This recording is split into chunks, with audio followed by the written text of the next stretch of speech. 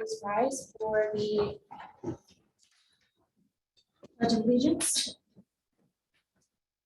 Pledge allegiance to the flag of the United States of America and to the republic for which it stands, one nation, indivisible, with liberty and justice for all. And I should note, board members present, Mayor Ryan, Dave Ken, myself, Dr. Walls, and Rich. All right, so next will be our public comment. Do we have any public comment? Anyone Hi, online, Jerry, this- TK? I have no one showing for their hand raised, and I have no known knowledge of anybody sending anything in. See anybody? No? Okay. Any hands raised? Or? We have Charlene, we have Donna Huntydale, and there's two members I do not recognize. Anybody's hands raised? No. Okay, thank you. All right, hearing none, we will move on to item number 6, approval of our board meeting minutes. As the board all had a chance to review, and do we have any comments on the minutes? Then I will accept the motion to approve. Two separate motions. For the meeting minutes, The special? Oh, Just, I think we just have the regular meeting minutes. they didn't put the special one in? No, I Oh, think that will come with our next regular meeting. Yes, thank you. All right, so I have a motion by Rich. Do I have a second to approve the minutes? Second it. Thank you, Ryan. All in favor, Ryan? Aye. Ken? Aye. Dr. Walls? Aye. And Rich? Aye. Thank you. Okay, next is the medical staff report. There's nothing to report for the month of July, and no policies and procedures to review for the month of July. Our next item is the Almanor Foundation agreement that was presented to us by the Almanor Foundation. We'll open this up for discussion. The purpose of this is there will be a dinner that the foundation is hosting on the 30th of this month. And they put some effort and time, work into putting this event together. And so they are hoping for an agreement with us. I don't know if you guys have had a chance to take a look at it, if you have comments on it. I just wanted to comment on one thing. I'm sure this is how it works, but they charge a fee for the donations. I presume that fee just stays in the foundation, like invested in the foundation. Is that how It that- goes into their operating budget. Yeah. Do they have paid directors or They anything? do. Can I get a list of who's their directors are? I Sure. don't have any idea. Not right now, but I mean, Yeah, Deborah will make a note that have the Lake Almanor Foundation provide us a list of their employed staff. And I also wanted to note that clarified with the staff today that under the section cost of the fund, there would be the tiered rate percentage. And then in addition to that would be a charge for the credit card transaction processing. Which they said that they set it up previously for other events where whoever is making the donation can also cover that transaction fee, or they don't have to. So if they don't cover it, then it would come out of the proceeds as well as the cost of it administering the fund. Is there a specific way that direct donations that are not the silent auction or the tickets to get into the event, how will that be advertised? Well, I'll take that. Go ahead. So we have booklets going out on every placeholding, how to donate directly to Seneca Healthcare. This is actually our great opportunity for us to not only get the proceeds from this, but it's also a chance to create our donor list, and they are going to get full information. I just received the pamphlets today. So it'll be on how they can directly donate directly into Seneca. So when people are potentially going to make a donation, are they aware of the fact that if they make the donation to the Almanor Foundation, that up to 5% of that will go to the Almanor Foundation and not 100% to? I don't think that they're aware of the fact that there's a percentage going to the foundation. I believe that most people who work for the 501c3 is expecting that there's certain part certain percentage will go to the foundation. I don't know that it's been, I don't know that it's been shared with them while they were purchasing tickets and things like that. I don't believe so. I think this is an agreement between this board for a period of time and the foundation. Do people donate directly to Seneca? Have none of that. People Do they can- have people can a- donate Is it directly. designated as a nonprofit? Yes. And money can come in directly.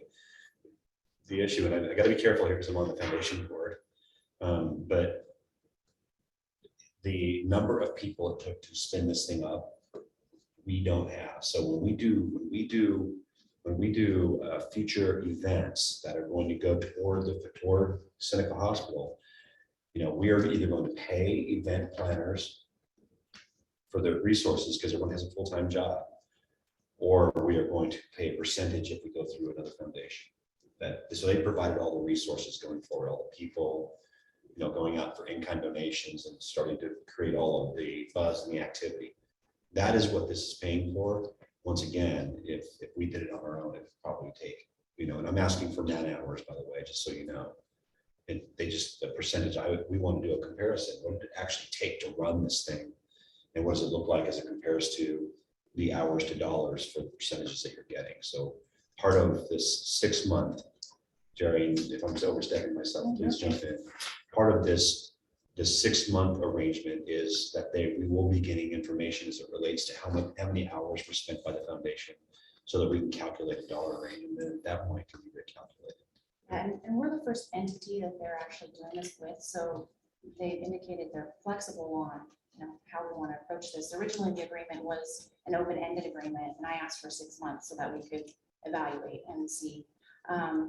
If the board feels that there should be a ceiling to how much would actually be paid to the foundation, maybe that's a way to deal with any concerns around the total amounts if we were receiving large donations within the first 6 months.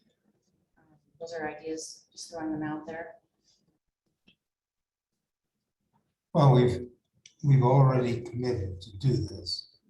The event is occurring. The event is occurring this weekend. I'm in favor of donations directly to Seneca, and I think we need to discuss how we could do that at a larger scale than has been done in the past. We've always been able to accept donations. Bothers me, I'm sure they do great work, but it bothers me to see 5% of the donations go to another organization. Do we have to do a 6 month term? Can we do a 3 month term? What was the date of that second event? Right after Memorial Day, after Labor Day, which is the baby back bill. It's the rib cook up over at Plymouth Pines. That's also going to be for the hospital this year. So I think, so that would be in September, is that? So it's 3 months. Yeah, that is 3 months. We did discuss a 3-month contract originally, and they requested 6 months so they could have time to review all the information or the data that comes out of both events. But I don't know that we necessarily have to enter a contract for that. But there's no events currently scheduled after that September event. Yeah, there's just the 2 events. So maybe 3 months would be enough. We're going to be talking in a different session about another approach, but Okay, it's not. but do you see after the September event, you see the possibility of donations coming to Almanor Foundation, being designated for Seneca? And once again, I, as a director of that foundation, I have to be a little bit careful here, but we have the ability to take direct donation. What we have not done is to get that messaging out in a big way, and that is planned so that people understand that we can take donation directly, But- including endowment. So your colleagues on the Almanor Foundation board understand that? They understand that that people can donate directly. They understand that. This was another vehicle by which we were trying to spin things up. This, the question is always going to be when we do events, who who runs the event. And that's something that we can look at as it relates to hiring staff versus a percentage of the proceeds, which, if we do this correctly, can be quite large. But once again, we can talk about that in another session. This is specific to this short contract with them. I'm comfortable. So do you want me to ask for a 3-month contract? Would the board prefer Well- that? And or a ceiling on the amount? I don't know But not to how exceed? you would create a ceiling. How would that? Just say- X amount of donations and you get nothing. I mean, anything above, Currently, it's 6 months, right? currently his contract is 6 months, yes. Keeping in mind that there's Kind nothing of a planned good after thing. after the We're board. gonna try to do some work to generate some revenue. Have some confidence in it. But how would you, if you've got something planned this weekend, how would you go back and talk to them about a 3-month contract and then get back to the board to approve it? I mean, I don't see enough time there. That's part of the challenge, yeah. I think the board could approve doing it as a 3-month contract and then I don't know. That's kind of Sean tough. indicated there's not much going to be happening the following 3 months, so I have no problem doing 6 months. 6 months. And what about a maximum? Around that, That's, I think, difficult to. 1 to 5? Yeah, I would agree. Hopefully $1 million donation goes directly to the hospital, but if the Almore Foundation drums that up, then I guess. Yeah, it's, more you power know, to them if they can do it. Yeah, I'd give them 5% if they can get $1 million. I'd be happy. I was told my tax account, I was only paying $1 million in taxes. Yeah, that'd be nice. You want to look at it that way. So any other comments or questions around this? Dr. Waltz? No, Rich? I'll move to accept the agreement. Okay, thank you. Do you have a second? second. Thank you. All in favor, Rich? Aye. Dr. Waltz? Aye. Ben? Aye. And Ryan? Aye. Thank you. All right, so that takes us into number 10, new critical access hospital cash flow report. Donna, are you on? I am, yeah. All Donna, Are right, you on mute? no, can you hear me?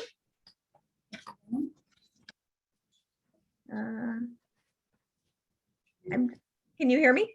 Oh, we Yes, can thank you, now, Donna. thank you. Okay.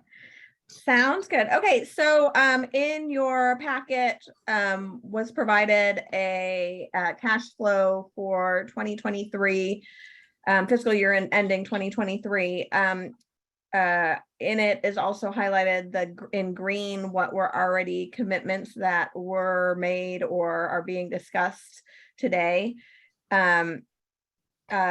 However, since the time of the development of this document, there's been further discussion due to information that I believe Steve's going to be sharing on the overall budget, cash on hand and associated fiscal year ending 2023 overall budget. And so I anticipate that this will need to change based on that. I don't know if we want to look at the fiscal year ending 2023 Q1, if we need to approve something and know that the other quarters will need to be amended based on Steve's information. Steve, can I get your guidance on that based on our discussions? yeah. Oof.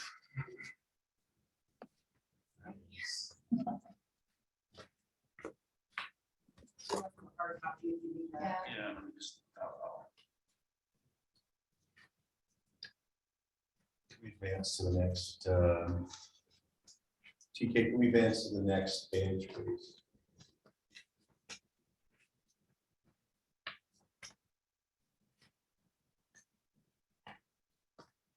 Thank you.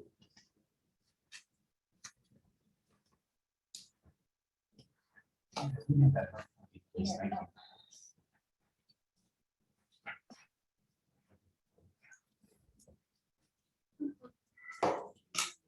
Okay. So Let's see.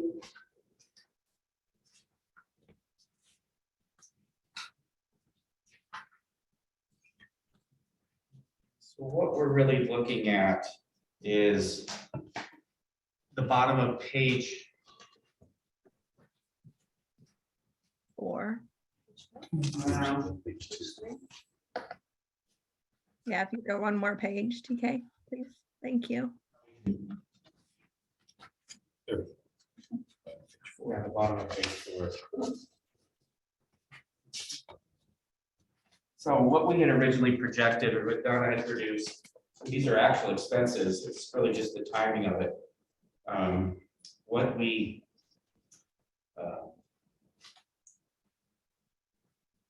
want to do is we want to push out any non-critical expenses beyond the ballot initiative in November. So here, this projection shows that in Q1 fiscal year ending 2023, which is what we're in right now, that we originally presented, we were going to Seneca was going to put forth just under 401,000, and it would in the second quarter, so October through December, 826, and then first quarter or quarter 3, January, March, actually of calendar 23, 663,000, and then by the time we get to quarter 4 of fiscal year 23, which would be April 4th, we would have bond proceeds to spend. So what we said is that we want to push out everything that we don't have to do. The biggest part is that this reflects the beginning of the design build, which was a projection of $500,000 per quarter. And we want to put that out beyond the ballot initiative in November, and when we have general obligation bond proceeds to pay for that. There's some permitting in there with PG&E, the LAFCO annexation. So those are the things that we're pushing out. Two things. One is we don't want to either spend or commit Seneca dollars without the bond proceeds available. That we don't have to. We need to continue moving forward with the project, but these items need to be held until we get the results of the ballot initiative. There's a couple things in this Q1 that we will be doing that make up the 400,000, but the big piece of it is the finalization of the criteria documents, which you guys approved previously. So, Donna? Yes, so it's a work in progress right now as to what we'd come back with to the board next month. But bottom line is we would be pushing out the start of the schematic design following selection of the design build entity, and pushing that kickoff, if you will, past the election date, so that there is a determination as to that election result prior to committing, like Steve said, to the design build the design proceeding, and those associated expenditures. So I don't know if we want to push this whole thing off for approval until next month. The amount that Steve, the amount that I have currently estimated based on our discussions for pre-election is approximately, beyond the commitment to Aspen Street of the 191 that's still anticipated this Q1 as payment, about $250,000 beyond that prior to the election. And that is to keep the CEQA process going, completion of the RFQ, RFP, those items not being, but not proceeding into the design and the associated contract with the design build entity. Yeah, and with all that said, when we look at well, you guys have seen it, not yesterday. When we look at the budget for our operating budget, and the projected cash flow, we put 250,000 in there, so, you know, however the mechanics work of this, whether we say, yes, we can go forward with 250,000 here, or we want to say, yes, we approve the budget and the projected cash flow expenditures during the year. Either one, I think, serves the purpose. Well, thank you for reading my mind about where things are falling. So this cash flow overall is incorporated in our upcoming cash flow for the fiscal year. It's just a Only, matter of where it hits.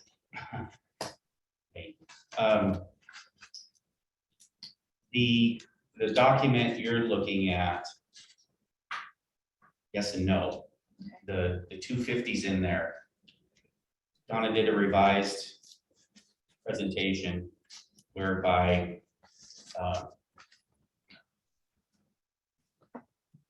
where she pushed the numbers out.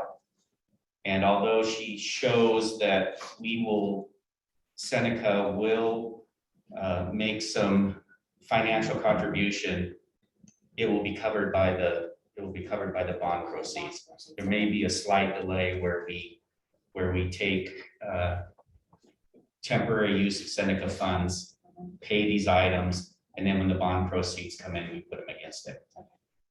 But holding back, a big cash outlay without results is what we're doing, is we're pushing beyond.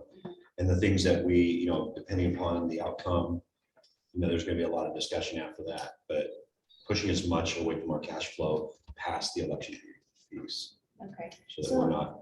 I guess my question then would be, do we want to just approve what we have to do going up into that bond initiative, and then at the November board meeting, we should know what exactly we'll have, right? So we could approve the entire thing with all of the funding included? Yeah, Is that reasonable? I would propose, so given the election is the beginning of November, and we would want to ideally start as soon as we could after that. I don't know if it would mean a special board meeting to get the go ahead, like have everything ready for review, so that we could pull the trigger on the design build contract and get that moving forward ASAP. Instead of waiting until the end of November, but just for your consideration. So what if we actually did it the October board meeting with the understanding that that was approved, assuming that the bond measure passes? Would that make more sense, Donna? That would work. That would make a lot of sense. so for today, I think if we, after we get through the budget, if you guys can approve the budget and our projected use of funds during the fiscal year, this will give Donna what she needs to operate for the next 3.5 months. Okay, that sounds 3+ perfect. months. Anybody else have any comments or questions on this? Writing on the ballot. Donna, do you have anything else on this item? Nope, I think that's it. I totally agree with what Steve how Steve just characterized it. Yes. And thank you very much for putting this together. It's greatly appreciated. Thank you. So I think that brings us into our budget discussion. Okay, You're supposed to be excited about that, Steve. excited when I say. Okay, Thank you for putting together the summary that outlines the changes that you made from when we reviewed it the last time. Very much appreciate that. it's a lot better than flipping from page to page of document. Can we go ahead and go into the, I don't know what you all have. what we have, The narrative is what's on, is what's next. but it went out separately, so I don't know. Section 11. Oh.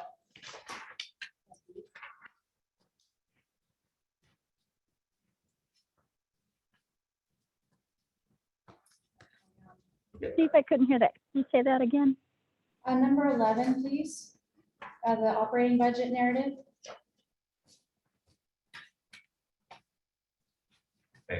We can just talk. You guys have it? Tab B. All right, so after the special meeting, I kind of took what we had in the discussion, just keep in mind, there's not a lot we could do to the budget without making big assumptions. So what I did is I took what we gleaned out of the discussion, or what we got out of the discussion, incorporated that in, took another look at some of our assumptions on utilization and revenue, and made some specific changes, let's just say that. So going into the first section, actually, I'll just do it in the narrative. The result of everything I did was moving our bottom line. Jerry, I'll get that someday where it's pretty and identifiable, but the net income after we make the intergovernmental transfer payments. So it's really kind of our cash profit, because we could reflect a financial profit before the IGT, but we still have to outlay those funds to get the revenue that we reflected in there. So what it did is it moved our loss after the intergovernmental transfers from 812,960 to 266,861, an improvement or a positive movement of $546,099. The way we got to this 546 was in three pieces. We made some changes to operating revenue. Total operating revenue increased $200,953, and you can see went from 16.1 to 16.3, so 200,000 increase. Gross outpatient revenue increased 303,171. The big change here is we went back and we looked at the assumptions we made on outpatient revenue, and mainly outpatient revenue is emergency room and the ancillary departments that support the emergency room, lab, radiology, and there is some true pure outpatient where people just come in, you get your labs done here, you get an x-ray done with an order from a physician. And so we looked at that volume, and the big thing, previously we had estimated a 10% increase, and the basis for that increase was that we were essentially shut down for a month in August, and then you take the lead into and the comeback, if you will, from the fire evacuation. You know, it was easily a 10% hit to what would be normal, and it was in the middle of summer. You know, it was August. So with thinking that through again, and then looking at what we've seen in our volumes recently, yesterday we had 16 ER visits. So and looking at what we're seeing around the community, we're seeing more people. No one can deny that. So there's more people in the community. So we said, I don't think it's unreasonable to kick that up to 15%. And it's only applied to certain departments, again, emergency room, both the facility fee and what we charge for the physician piece, and then lab radiology. We left respiratory alone because it's not as significant of an outpatient as the others, the driver, and respiratory therapy is mainly provided to inpatients, somewhat to the ER, but not quite as much. Physical therapy already had their own assumption. He's knocking it out of the park right now, Steve Brown. And we made specific assumptions on surgery. So Pharmacy, we bumped 15%. So with all that, we increased gross revenue 303,000. We also went back and looked at the rural health clinic based upon the discussion we had. And with Dr. Jensen, with us estimating or projecting Dr. Jensen's going to do more cases, there's a corresponding increase to clinic visits. We also have the new orthopedic doctor here, Dr. Watson, once a month, and I didn't give any consideration for his visits. We also didn't give consideration to his surgical cases because we made the assumption that if he does surgical cases, they will be profitable and just be incremental. And so, you know, it's a plus. But the visits are real. He's going to have visits. He's already getting them scheduled. So what we did is we increased the specialty visits, which is where surgery, both general and orthopedics live. We increased that from 924 to 1109. This increased the gross rural health clinic revenue just under 45,000. With increased revenue, we're not going to get all of it. So the adjustments based upon our contractual arrangements with third parties and the small amount that we have for non-collectible amounts, adjustments to revenue increased 147,000. So getting us to our net increase in operating revenue of just under 201. Questions on revenue? Okay. Also, we talked a little bit about expenses, and I went back and I looked at the expenses, and I found some things that that I wanted to change, to more corrections, adjustments, which led to a decrease in total operating expenses of 86,778. Big thing was in the professional fees, medical. I showed that we were going to have a provider in here full-time, third provider, and fourth total counting the walk-in clinic. And I moved this to having that provider here October 1. So 3/4 of that amount as opposed to the whole amount. Also, as I was fine-tuning things, I realized that we were calculating physician supervision on mid-level providers, which is a requirement, and we compensate the physician that does that supervision function, mainly chart reviews, that we were counting 2 mid-level providers, and there will only be 1 in our projection, Steve Hayden in the walk-in clinic. Then just kind of cleaning things up, there was a minor change to salaries and benefits and interest expense, which actually led to an increase of just over 10,000. The net of those two, again, give us the decrease of 86,778.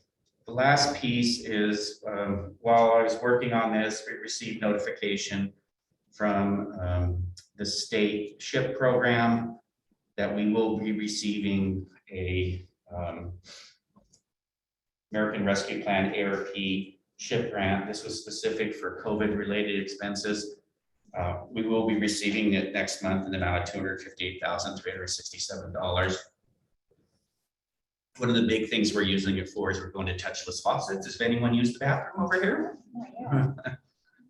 And different soap dispensers.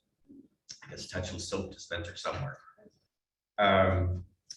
And then continued other support for COVID expenses, PPE, the test kits for lab, whatever, those types of expenses that would qualify.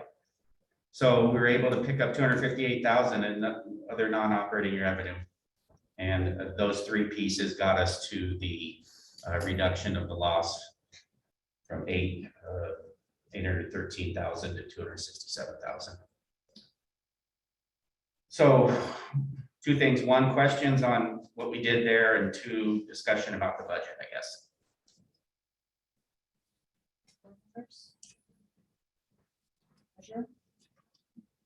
No, I don't have any, appreciate the work that you've done, Steve. I have no further questions. I just got a point of curiosity, this might be stupid. Most of the questions. So the American Rescue Plan, the $258,000, Are these things that they're funding here like mandated upgrades? No, it's really just to help. To help, but my thinking was too bad this money couldn't be applied to the new build. We have to spend it, I don't even know what the exact, yeah, we have to expend it within I a know it's year. probably a stretch, but I'm just wondering, curious. Yeah, How there's likely- a term on that grant and it's, I think it may be December, I'm not positive, but it's definitely way before. And to your point, maybe we could use it on some of the things we're doing with the project right now, but it's really designed to help with COVID related expenditures. And it's designed specifically by SHIP, stands for Small Hospital Improvement Program. And it's for hospitals with 50 beds or less. So. It was a long shot, but. Yeah, right. Good question, though. Maybe another comma and another 2 or something. That'd be nice. The things that we've been getting was practice safer medicine during in the facility. Any other questions or comments on the budget? Really appreciate your. Yeah, time. thank you. So I don't know, but I did prepare a cash flow and we did talk about the cash flow. I don't know if we want to go through that. Whether it's just to say, you know, with this budget, here's what it's projecting for us to look like. Or whether or not we don't want to do that so that we can put that 250,000 forward for project expenditures. We can do that. I don't know where this cash flow lives in your documents. Trying to find it earlier.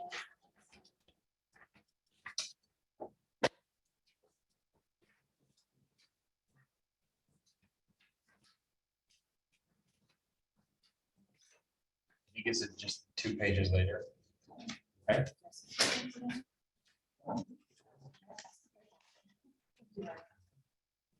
Okay, so it's operating budget cash flow, and at the bottom it says page 1 and 2. And so this is what it actually says. It is a representation of our projected cash flow with the associated budget. So you can see at the top of the document, we start with that $266,861 loss after the intergovernmental transfer. We add back depreciation, as depreciation is a non-cash expense. We've already paid for it. We purchased the item, the capital item. This receipt of insurance settlement, as we discussed at the last meeting, we have received an initial settlement for the Dixie Fire losses. This amount was received, well, still July, received this month, 523,000, and we still have another couple $100,000 in negotiation. But for now, we'll just say that we're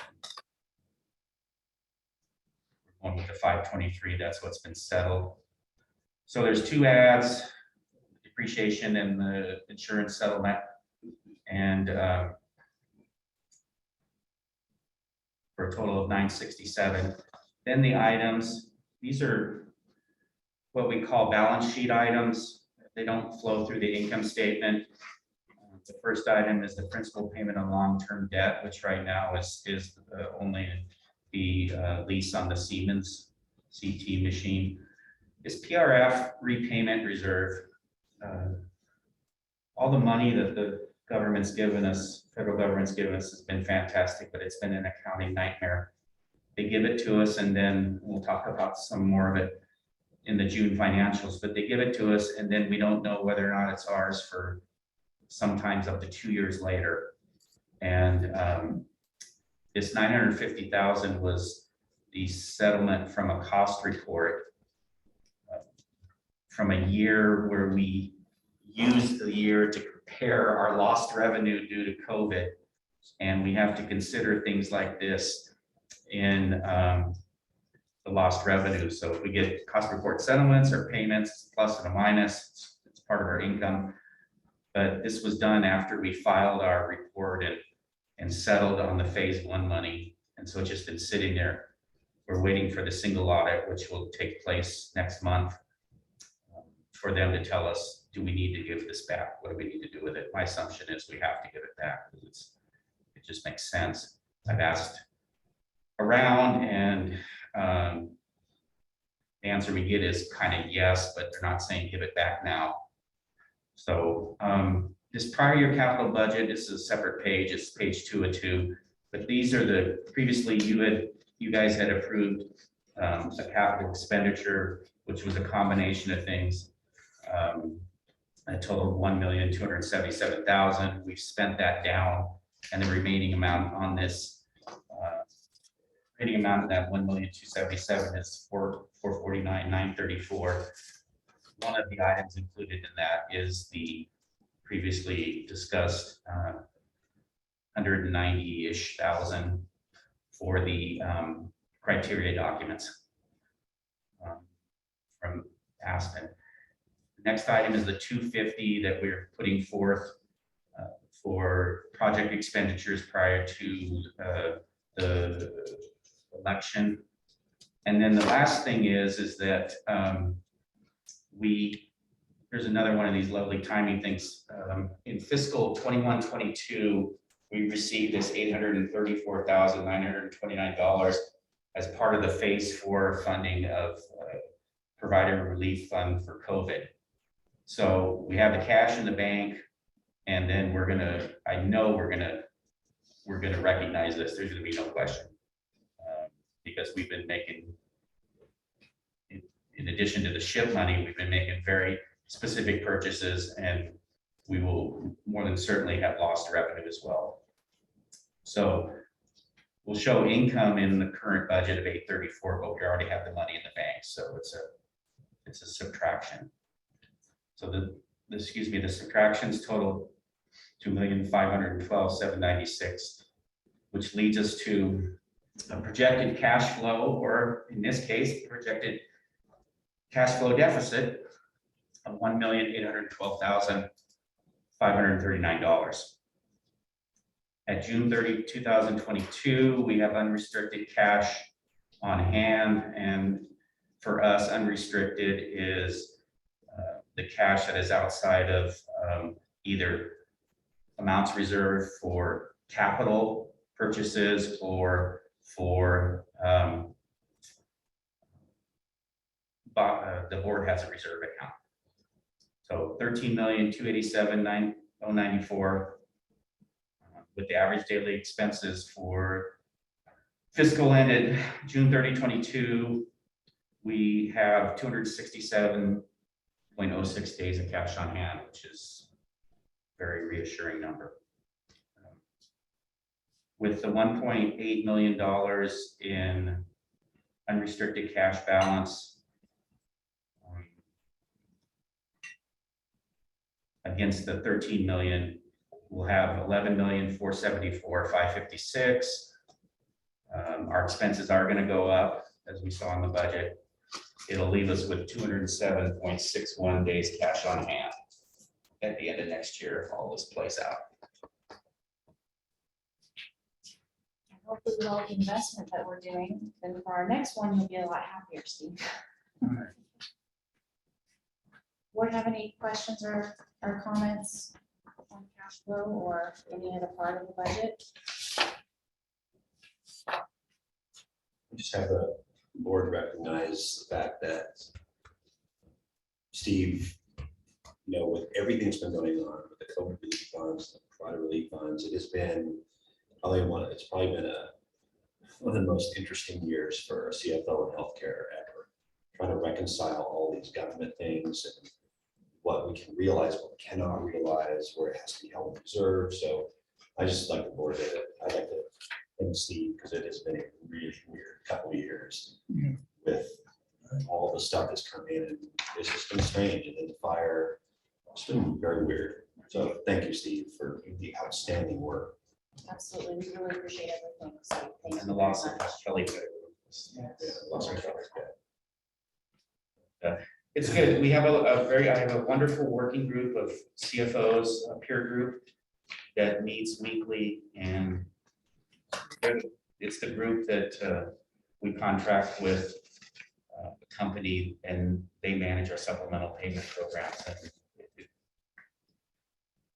rural hospitals would be in big trouble without this guy, so we're very fortunate. Thank you.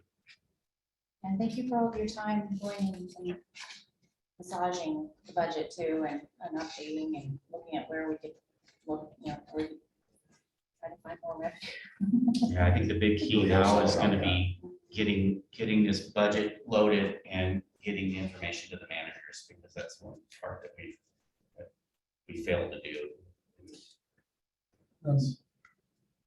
Where are we putting our money in investments now? Right now, it's in LAIF, and LAIF has finally climbed above 1%, so. You know, the shortest term T-bills are 2.2%. I was gonna buy some Seneca bonds.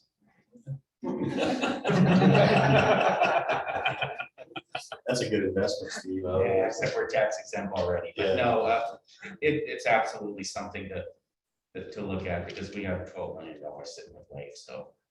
Yep. We could, It's just slightly over copycat right now. we could do something with that and still be.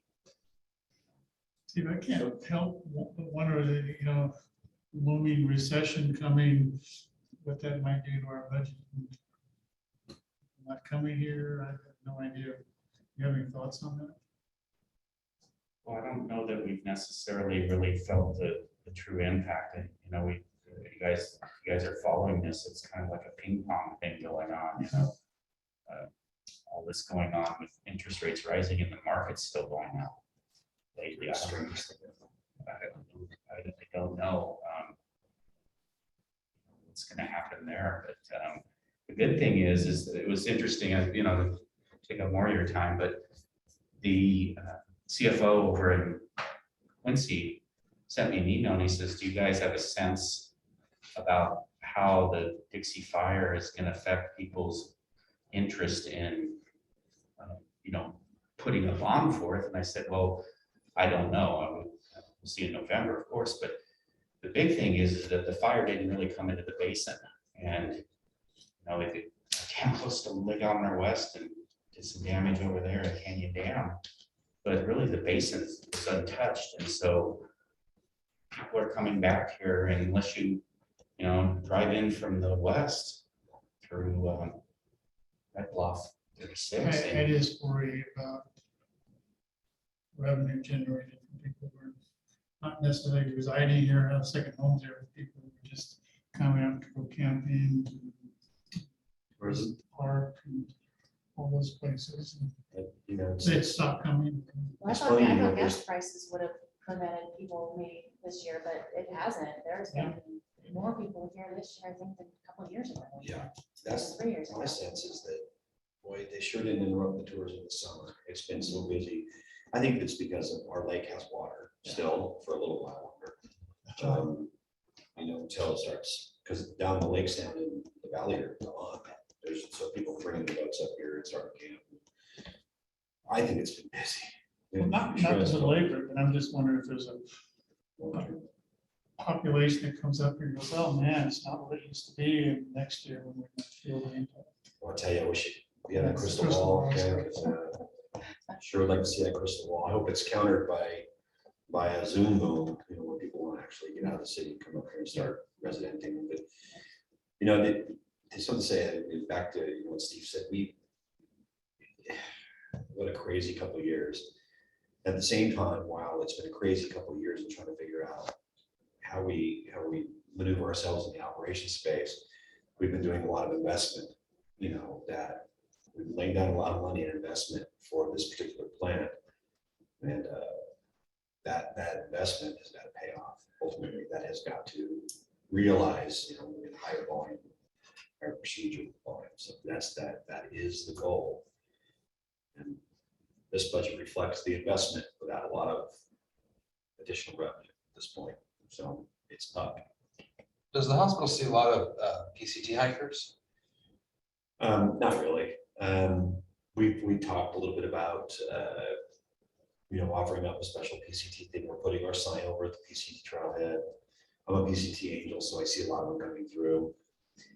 And it's, if it's anything, if they're hurt, they're out the trail and they're going someplace other than that. We see bug bites, occasional spraying, blisters and things like that, but not a lot of. I think we've only seen probably less than 10 through this whole season so far. And we're more fit population. Right. All right, any other questions or comments on the budget? Thank you, Steve. Yeah, thank you very much, Steve. I will accept a motion to approve the budget for the upcoming fiscal year. So moved. I have a second. So I'll second if it's accept, not approve. Approved, yes, approved. I will accept a motion to approve. Thank you, Dr. Walls. All in favor, Rich, Aye. Dr. Walls? Aye. Ken, Aye. Ryan? Aye. I vote aye. Thank you, Steve.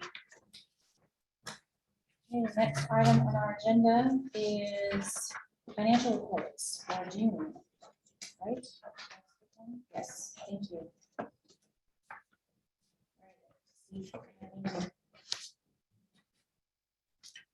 Quickly, I hope. So June, normally what happens in June, what I'll do is I'll do essentially a draft version of the financials for the month and year. This is the end of our fiscal year. And then we'll take a real hard look at it over the next few weeks and put in some additional entries prior to going to the auditor. And so typically I'll bring back in August, I'll bring back a final June. But I brought some of this stuff in that I normally don't, so that we could get a better sense on the budget and line things up. So that there was more of a correlation to June in the budget. Typically, again, when we do the budget, we're back in March and April and all that, as opposed to running it off of projecting it off of May, which. What's interesting though about the month of June is that we had a large profit, and there were two things that contributed to it. But our year-to-date profit was $1.5 million. We projected in the budget, just 1 month off, we projected 1.2 million. And one of the big things about it is that our revenue for the month of June was quite high. And this is what we're seeing. And this is the reason, one of the reasons that we felt comfortable about the 15%. And so I'll go into that detail, but for the month of June, we had a profit of $2,183,000 versus a budget of $359,000, positive variance of 1.8 million. There were two primary things that happened here. And as I talk about it in the days cash on hand, they're both non-cash, at least within the month of June. We finally recognized the revenue from the PPP loan. We received this money in May of 2020, and we had to go for a year to meet the requirements of it to get forgiveness. Then we had to apply for forgiveness, and they actually granted our forgiveness within the current fiscal year. So back in July of 2021, they said your $1.5 million loan is completely forgiven. So more or less, we just sat on it for this whole time. It was just a paper profit. We already had the money in the bank. So that was that. The other piece was that we received a notification of the fire insurance settlement, rounded 524,000, and physically received the money in July. So the auditors are going to have us accrue that. It's measurable and likely because we have the letter from the insurance and received the money in July. So we recorded those two things. So they're right there, just simple math. There's $2 million. As I mentioned, our gross patient revenue for the month ended at 2.12 million, compared to a budget of 192,000 for a budget of positive variance of $200,000. So that's fantastic. The best part about this was that the majority of this positive variance, as opposed to what we saw earlier in the year where everything was coming out of the inpatient side, we saw a positive 156,000 positive variance in outpatient revenues. That's incredibly encouraging. That people are utilizing the hospital. Fortunately, we like to see more of them in the clinic, but maybe it'll only do with what we have right now. Lake Alamo clinic visits were 692 versus the budget of 838. Expenses, there were some pluses and minuses, but overall we had a negative variance of $60,000. Salaries are slightly over budget. Contract labor was over budget. It's really interesting. We have to fight hard to get some of these registry companies to send us bills, including some of the doctor companies. So we had a couple bills in that contract labor that related to prior months were finally billed. Janelle Harding does her best to work off of a schedule and try and make sure we've got everything in there, but man, oh man. It's a challenge. She does a good job getting it as close as she does. Pro fees, other, same kind of story. We have some legal expense from some matters under litigation and general legal services. And then we have continued recruitment expenses. Bottom line is days of cash on hand decreased from 272.7 to 267.1. And this is really due to the fact that our two big sources of revenue were non-cash items for the month of June. Good news, gross accounts receivable end of the month, 3.82 million, which was 128K decrease, and days are down to 59.3.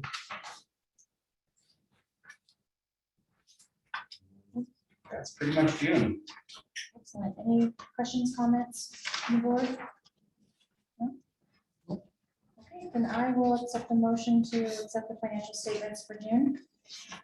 Thank you, Dr. Wallace. Do I have a second? Second. Thank you, Ken. All in favor, Ryan? Aye. Ken? Aye. Dr. Wallace? Aye. And Rich? Aye. All right, thank you. You vote aye. I vote aye. All right, moving right along. Item 13, AB 361 Brown Act Amendment discussion. Any change from prior? I'm gonna ask Judy to step in. She's shaking her head. No, I think we need to just maintain our current status. Okay.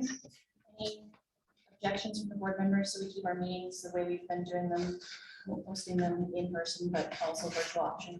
All right, do that then. Thank you. Okay, next item is healthcare resource group HRG for June. Yep. So I just mentioned that the days are down 59.3. We're continuing to see movement on some of the long-term care accounts that were causing us so much trouble and causing the days to go up. So I anticipate the days to come down again in the month of July. The big thing discussed or not discussed, but the report here is that we did sign the agreement with R1, and I have spoken to HRG, which is now owned by CPSI True Ridge, and they said no problem with running out our AR like we had proposed. So that's really good news, whereby they'll just continue to bill everything through CPSI, and then when we go to Cerner day one, everything will be R1 out of there. Got a question, Steve. What, your colleagues at the other hospitals, Plumas County, how many days on the books do they have? Do you know? AR days. I don't know their specific days, but that group I work with, or other groups I work with, the overall CAW AR days are right around where we are, between 55 and 60. And when we did the, I can't remember what we went out for, when we talked to references, very few are able to get it down, into the low 50s or below 50. Yeah, I think we're doing pretty good. That's tough work. Yeah, just curious, if we're the best, which I suspect we would be. Well, I would think so too, but we can't, they do a lot of their own billing, so.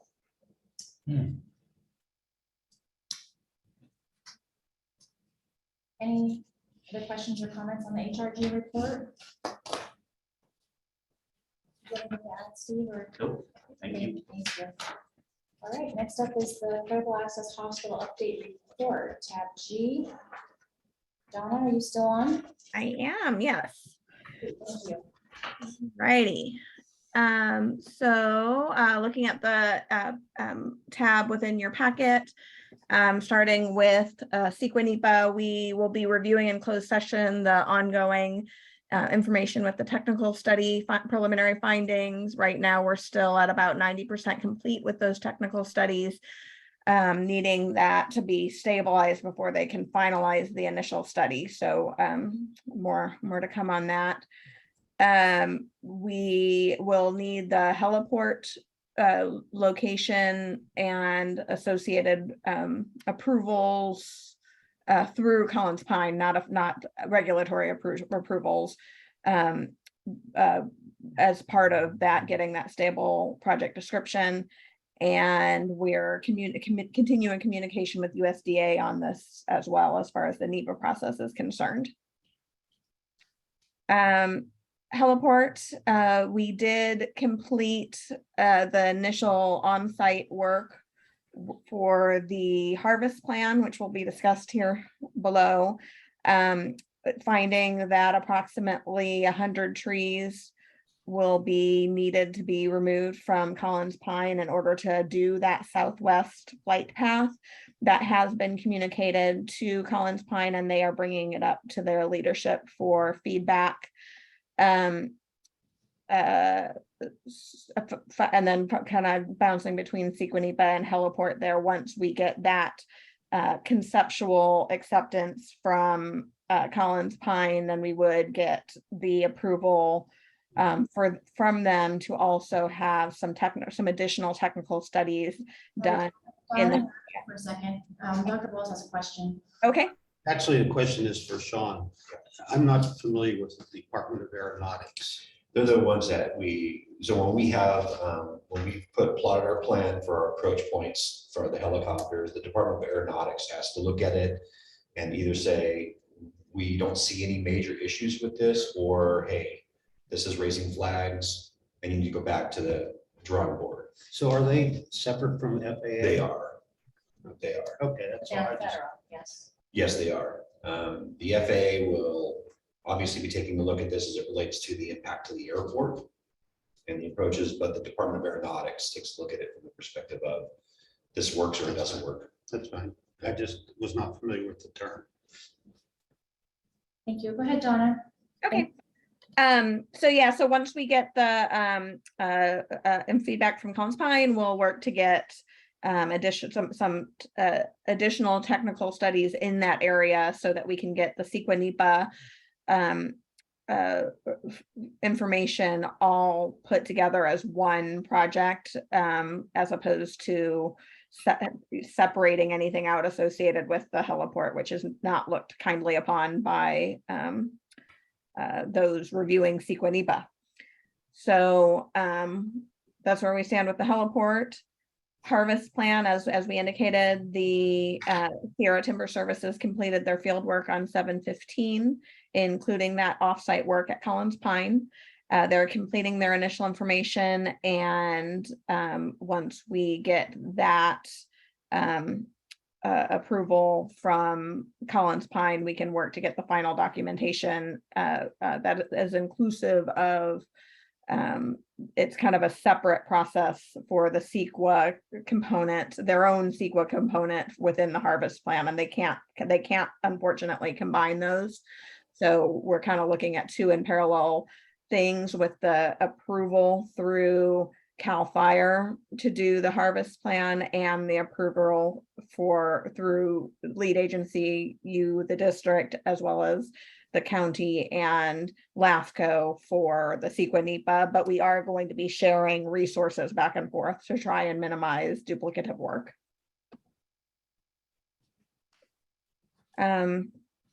Onward onto the Wildwood easement. The AE team has analyzed the entrance drive to the new building and the associated drainage. We are working to get connection with Wildwood representatives in order to review that with them, as well as just get some feedback from them as to whether they would be amenable to discussing a secondary access on this for emergency only at that north portion of ours and their property, to try and get a feel for whether that's something that we need to pull into the project, is getting that connection.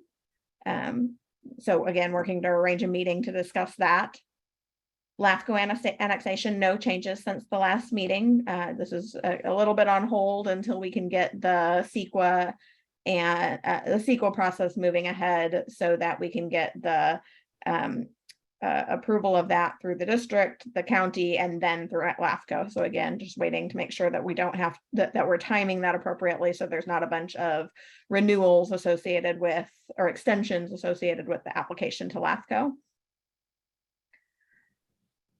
Financing, as far as the ballot measure, no update from the 6:30 meeting. We are again approved. We are again on the ballot for the November election, so no further news on that. USDA funding, the pre-application was submitted on 7/18, and we will be waiting for the eligibility requirements associated with that. They estimated it would be 30 to 45 days for that.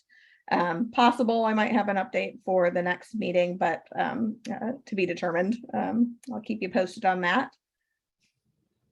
We also have USDA reviewing all the contracts associated with the design build entity, and so looking for that feedback from them prior to issuing the RFPs. So we'll talk about that a little bit more down below here. But in regard to USDA, we are aligning their feedback and issuing of the RFP. Other funding, we have 3D model as well as some isometric looks at the building for the purposes of use at the Saturday event and beyond. And those are being delivered via Aspen Street to me, to Judy, to you guys for use at that meeting. No changes on the CAH campaign schedule. At the time of putting this together, I was just noting expecting validation at the time of design build entity. Contracting, still wanting to have that to make official changes, but just kind of giving a heads up that with the wait of starting the schematic design until after a successful election, that does push out the end date as well. So we'll quantify that, if you will, once we get the information from the design build consultant, but we do expect that it will go out just for that reason, independent of any other feedback from the design build entity.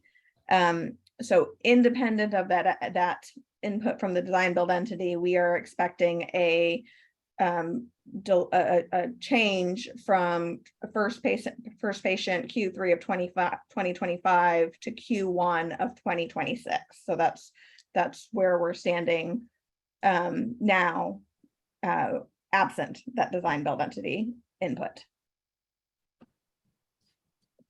Budget, we've talked about the cash flow. As far as the bottom line is concerned, again, on that one, just expecting the validation from the design build entity for the bottom line associated with the budget. Design documentation, the draft criteria documents have been completed by Aspen Street Architects and their team.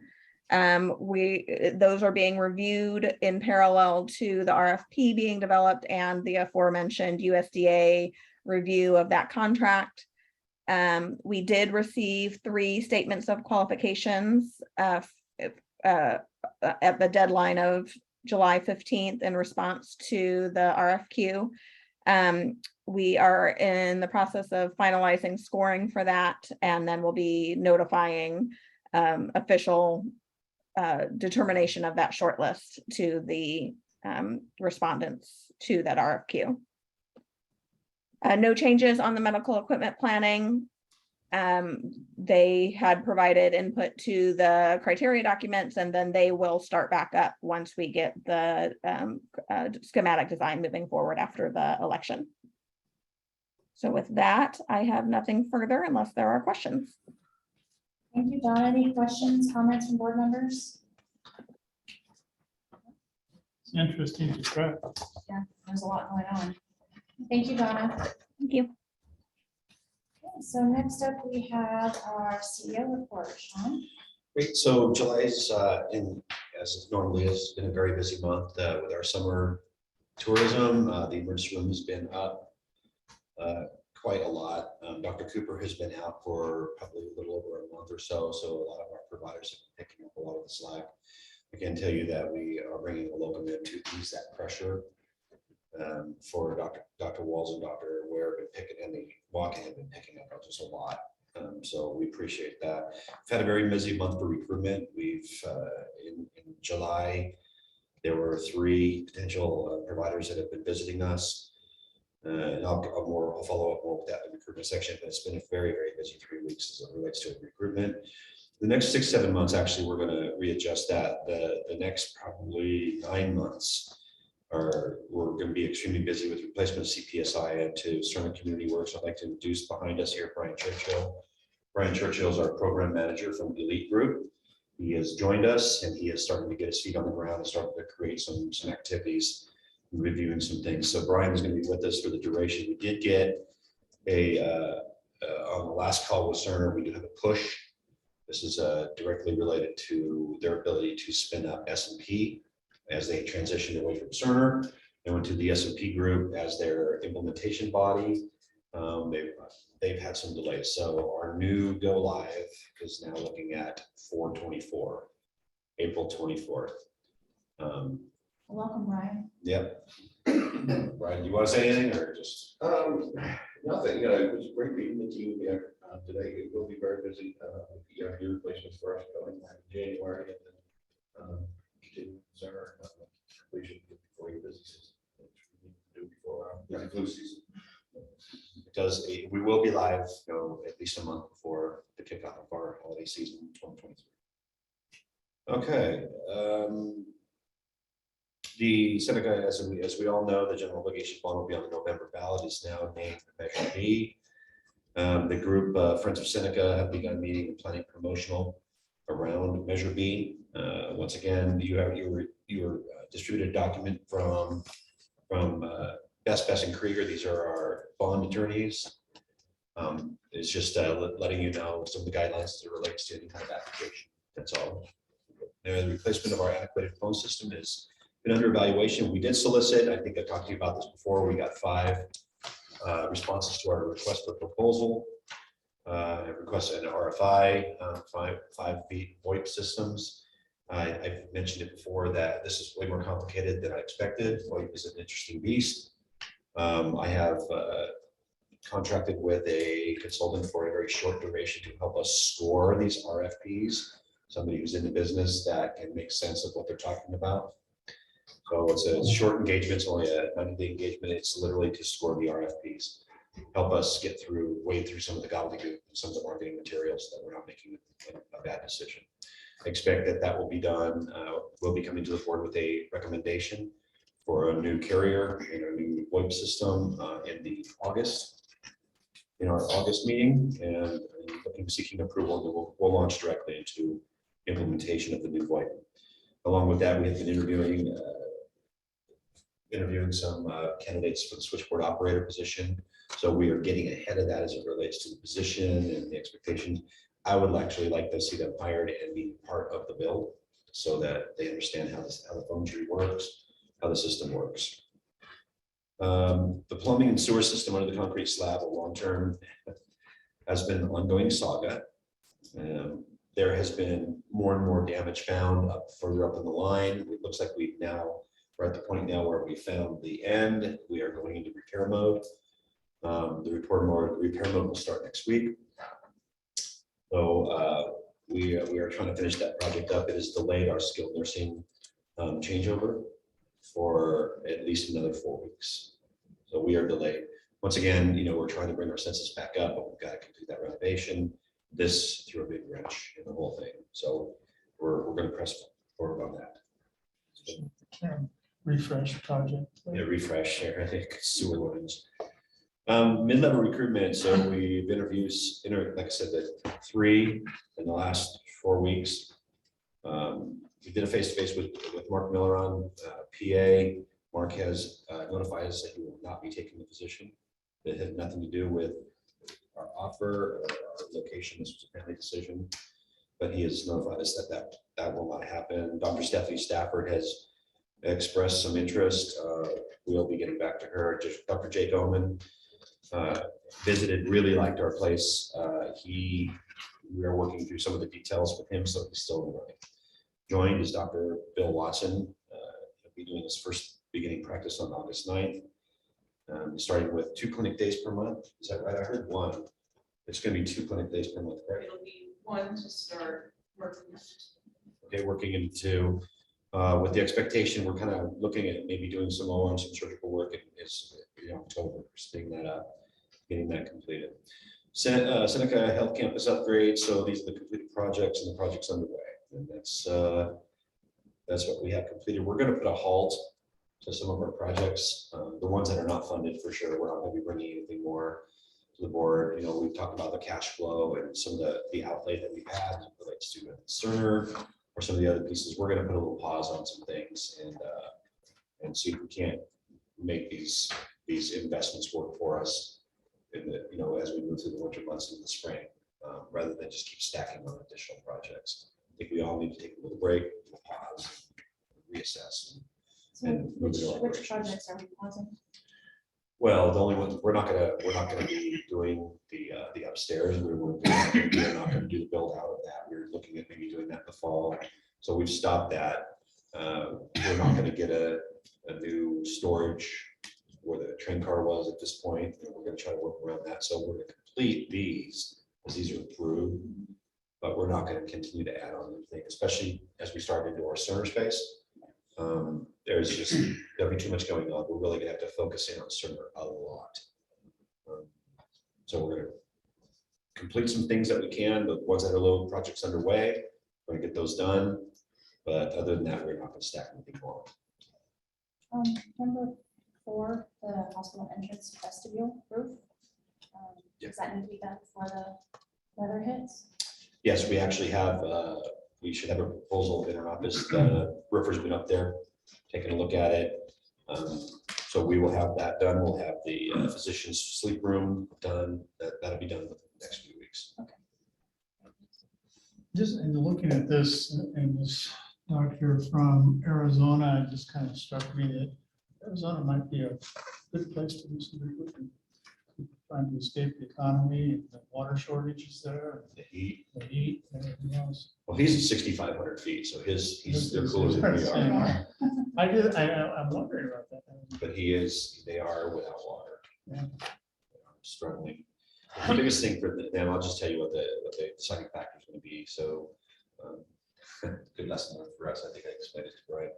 They did an EHR change. And the one thing they did focus on was revenue cycle, which we know, believe me, we know can be a real bugaboo when you do a transition. They went from over 200 days cash on hand to just over 18 days cash on hand. Their accounts receivable went from 60 days to close to 80.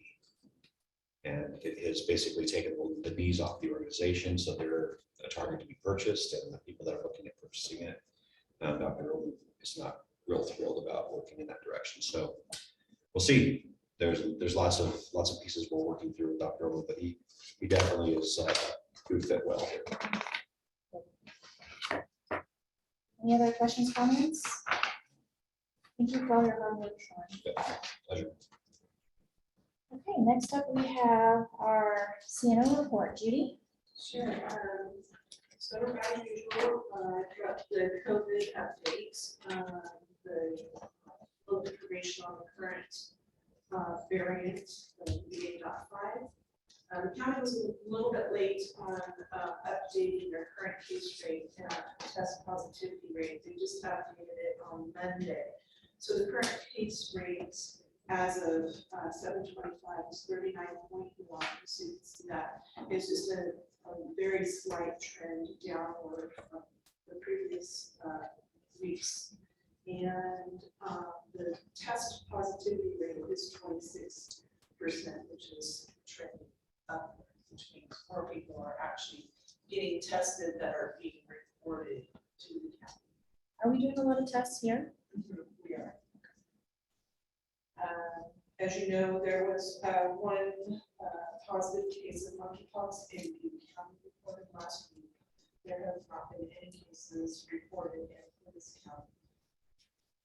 We're still doing our booster clinics by appointment only, and we'll continue with that.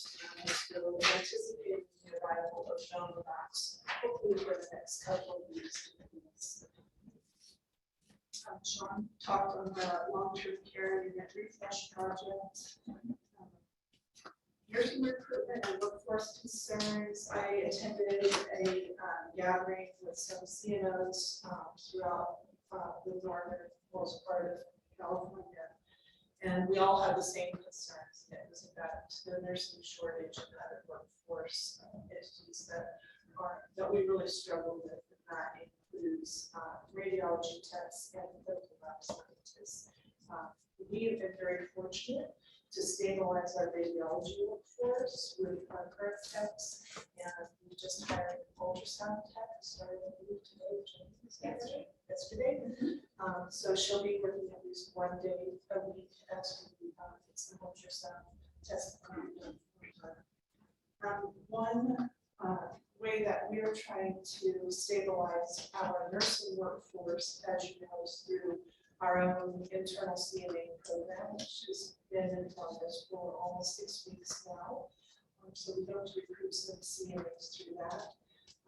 We've also been working with Feather River College, and so we're going to be having some vocational nursing students here doing their clinical rotations this fall. So we'll have up to 5 nursing students here at Seneca. We'll place them in the ER, acute, skilled nursing clinic, wherever we use LVNs here at Seneca.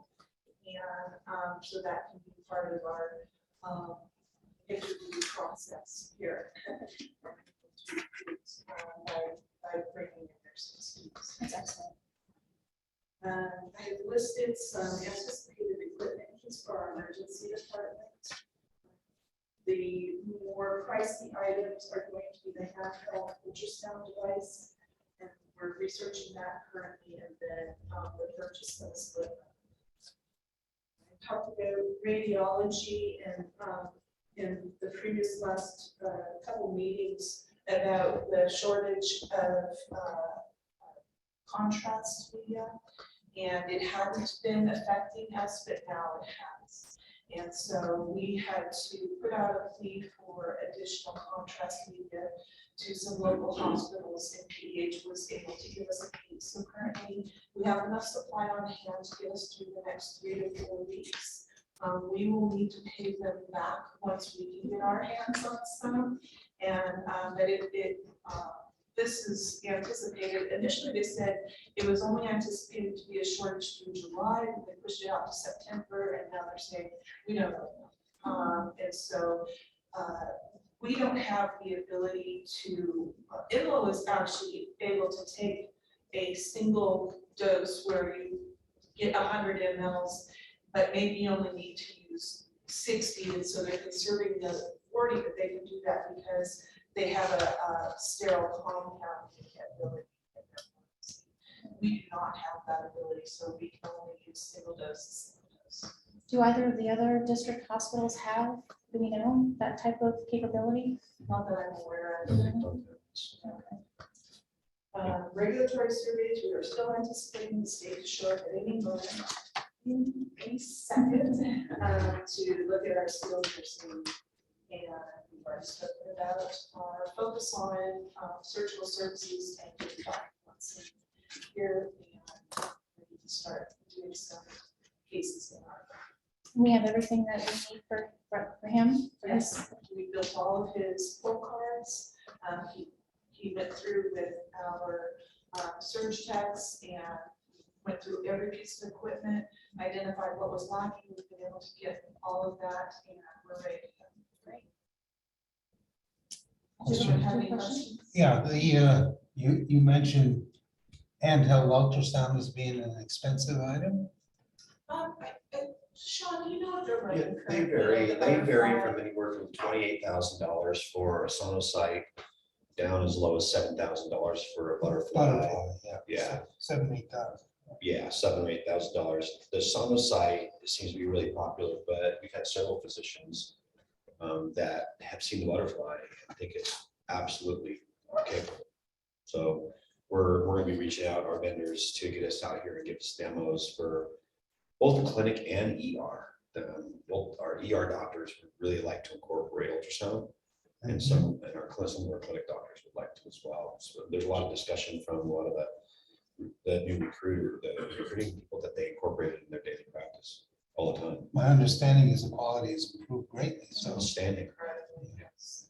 And then if, in order to actually capture any revenue, we would have to have some way of printing out, capturing an image somehow in order to bill for certain procedures. But otherwise, a lot of what they're doing in the ER is really diagnostic. Yeah, it's sort of two different ways to think about this. The stethoscope, which is just taking another look, and then there's the actual diagnostic where you're doing something and you have to document it and snap pictures to charge. With the Cerner system, they have a thing called multimedia manager. So you can actually drop these images into the multimedia manager's JPEG and keep them. With CPSI, we're going to have to literally print them and bring them into the system if we're doing a study that requires documentation and image availability. Thank you. Any other questions or comments? Thank you very much, Judy. But next up, Jonathan, the clinic report. Yes, so we finally had some opportunity through turnover and centralization to begin a new structure. So with Dr. Cooper moving on, some turnover within the department, the decision was made to go ahead and start centralizing. So we'll be working with new providers as they come to begin that model. And it's important, as Sean has expressed to us, to do this so that when we begin to start our implementation, he describes registration as the tip of the spear in terms of making sure that process is effective. So we're trying very hard to look at our FTEs and maximize them and we'll begin that process with new hires, et cetera, that are coming in place, those that we lost through attrition. So it'll be challenging for us at first, but as we move forward, we should be able to provide the pre-registration, registration, centralized, et cetera.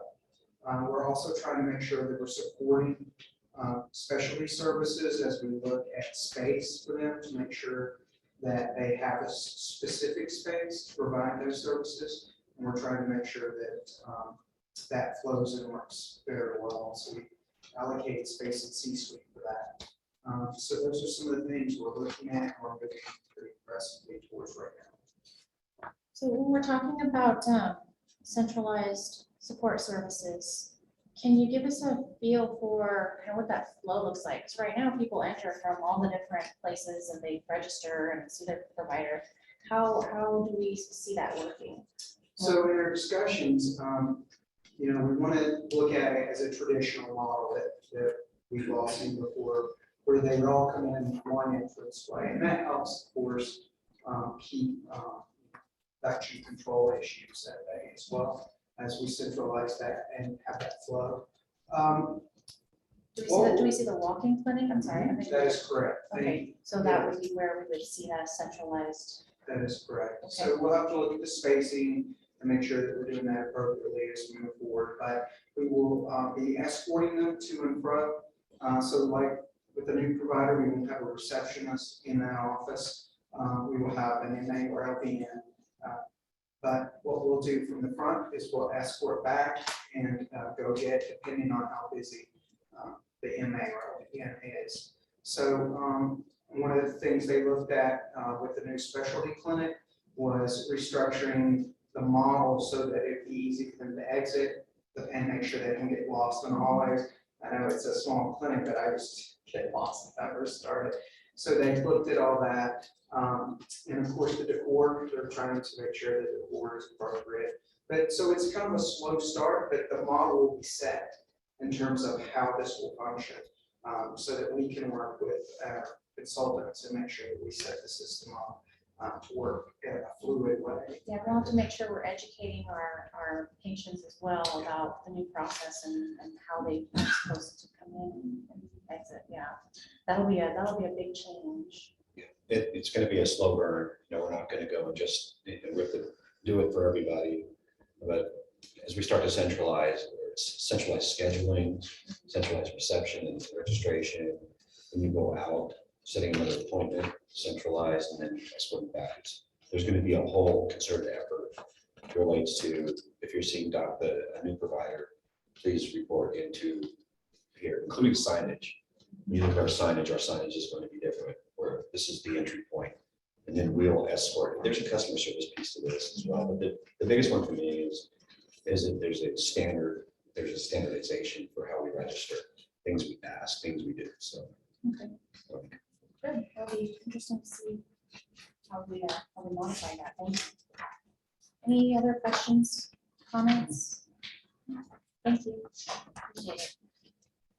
Let's see, so now we have our departmental reports, which I've reviewed and greatly appreciate all of the information provided by each. And it looked like we're going to be doing a closed session next month in August for our QA review, right?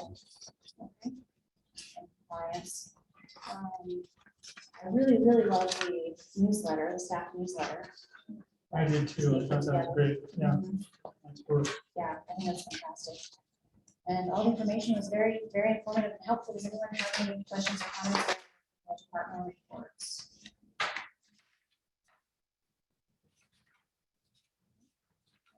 Thank you. Then with that, we will take a 5-minute recess. And adjourn to closed session.